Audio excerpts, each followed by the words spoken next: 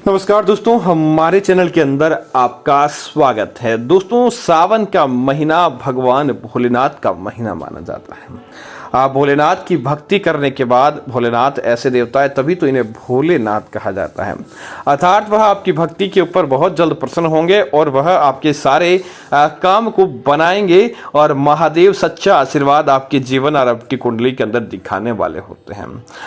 दोस्तों, तो आज बात करने वाले हैं कि सावन के महीने में आपने जितना भगवान भोलेनाथ की पूजा की है, पूजा करने के बाद भगवान भी आपको आशीर्वाद देंगे।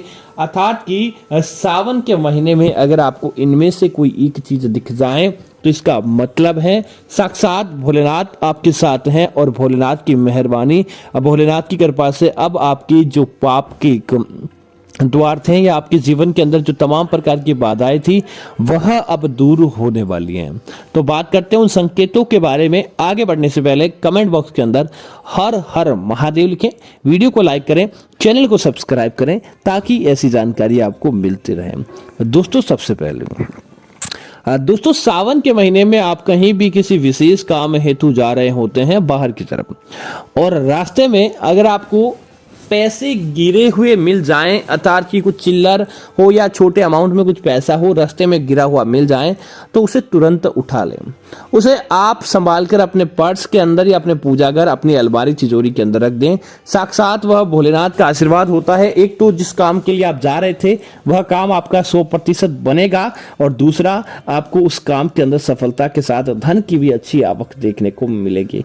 जब तक वह पैसा आपके पास रहेगा आपको अपने आप ही उसका सहस्त्र गुना लाभ प्राप्त होता जाएगा। दोस्तों, दूसरा संकेत है सावन के महीने में अगर आप के माथे के ऊपर रास्ते में कहीं जाएं और माथे के ऊपर दोस्तों आक का फूल, आंख का पत्ता, आंख का फल, आंख का कुछ चीज ऐसी जो आपके आंख से जुड़ी हुई होती हो या फिर बेलपत्र की टहनी आपके माथे पर गिर जाती है तो दोस्तों समझ लीजिए महादेव का आशीर्वाद का हाथ आपके माथे के ऊपर है, तभी ऐसी घटना हुई है। महादेव आपके जीवन की तमाम प्रकार की बाधाओं को दूर करेंगे। महादेव आपके जीवन के अंदर सुख ऐश्वर्य को लेकर आएंगे, तभी इस प्रकार की घटना आपके जीवन के अंदर बार बार देखने को मिलेगी और महादेव का ही आशीर्वाद आपकी कुंडली के अंदर है।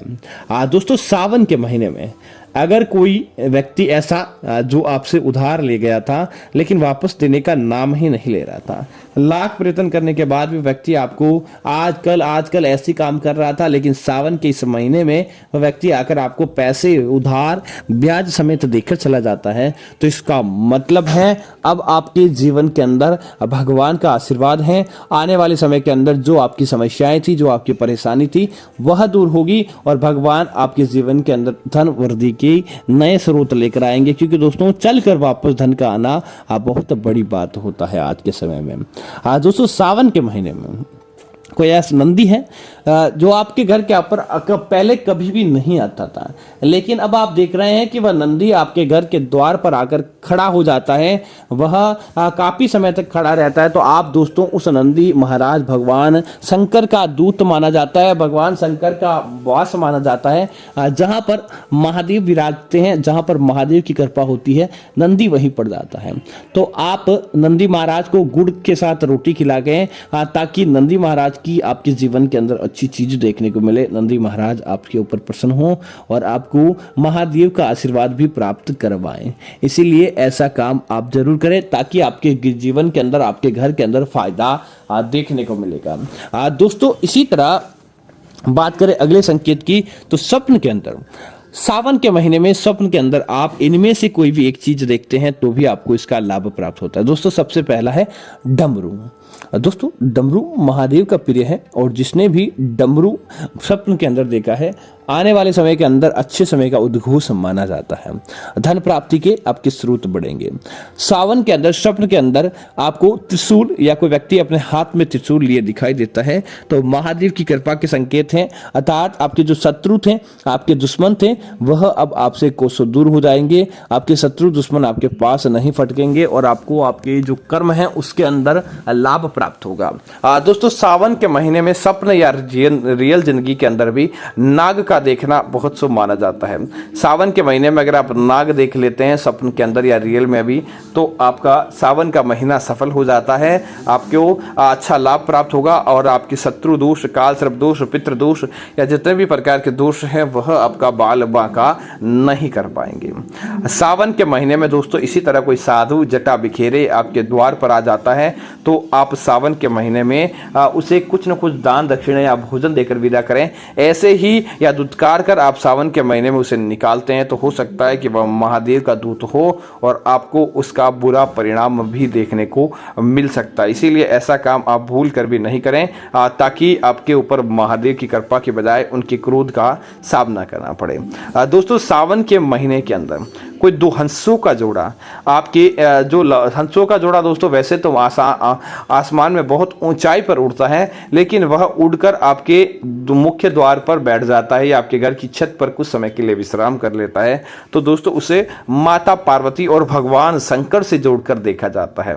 वह आपके घर की छत पर आ जाए तो आप चावल फेंकें और वह एक बार भी उस चावल को खा लेते हैं तो समझ लीजिए कि आपकी मनचाही मुराद पूरी हो जाएगी। उनके जाने के बाद उन चावल को आप वापस इकट्ठा कर लें और अपने खाने की सामग्री के अंदर शामिल कर लें, आप देखेंगे आपके जीवन के तमाम प्रकार के विकार दूर हो जाएंगे।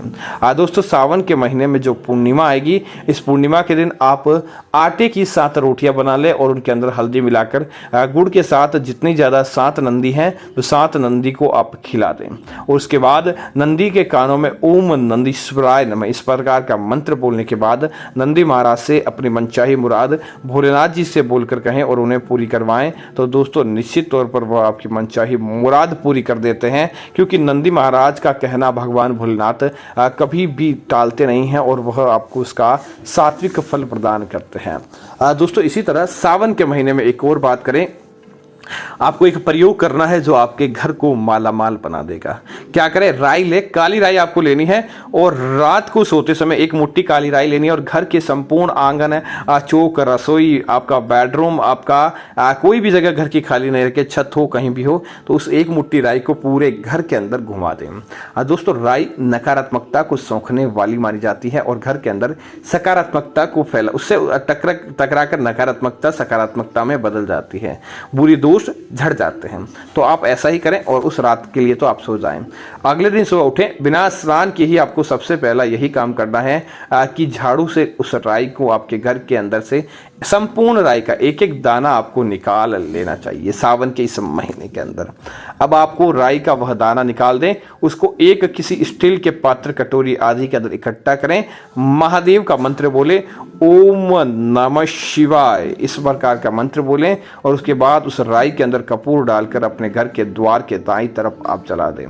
जितनी भी परेशानी होगी, जितना भी दोष होगा, महादेव की कृपा से वह सारा दोष आपका चला जाएगा और आपके जीवन के अंदर अच्छी चीजें देखने को मिल जाएगी। आपके जीवन के अंदर हर प्रकार का कोई प्रकार का समस्या होता है, किसी प्रकार की कोई बीमारी होती है तो वह दूर होने अपने आप ही होने लग जाएगी।